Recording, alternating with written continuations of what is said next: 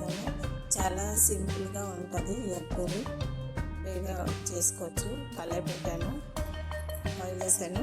కొంచెం oil heat అయ్యాక కొంచెం సాల్ట్, కొంచెం పసుపు వేయాలి. ఎగ్ ఫ్రై చేసి తీయడానికి. ఇది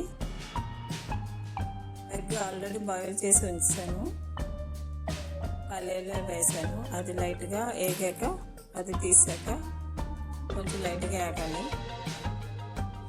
లైట్గా వేగిన దాకా వేపాలన్నమాట. అది కొంచెం వేస్తే చాలా ఎక్కువ కాదు, మరి లైట్ పెట్టాను.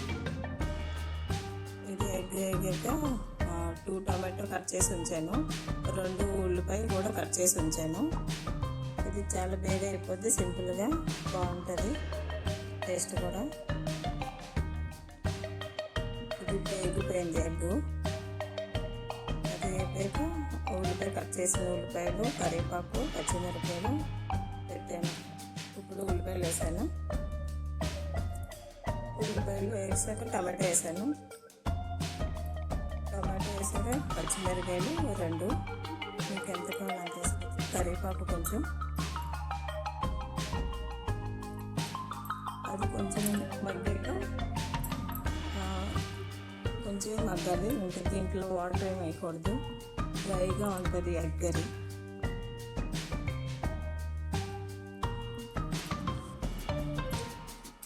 కొంచెం పసుపు వేసాను, మళ్ళీ ఇడ్లీ కోసమని. చిటికుడు కారం వేసాను, 1/2 స్పూన్. ధనియా పౌడర్ 1/2 స్పూన్ వేసాను. దాన్ని వేసాక మళ్ళీ కలపాలి ఒకసారి. ఇది 2 నిమిషం మూత పెట్టేసి ఉంచాను నేను. ఇప్పుడు అది మగ్గిపోయింది సాఫ్ట్గా. దీనిపైన కొంచెం గరం మసాలా వేస్తారు, కొత్తిమీర వేసాను. వేసాక ఇప్పుడు ఎగ్ వేపుకునేది ఇందులోనే యాడ్ చేస్తారు. అది సెంటర్కి కట్ చేసి దాంట్లో ఫిల్ చేశాను నేను. అలా ఫిల్ చేసాక ఒక బౌల్లోకి తీసి పెట్టుకోవడం అయిపోయింది. రెడీ అయిపోయింది ఎగ్ కర్రీ.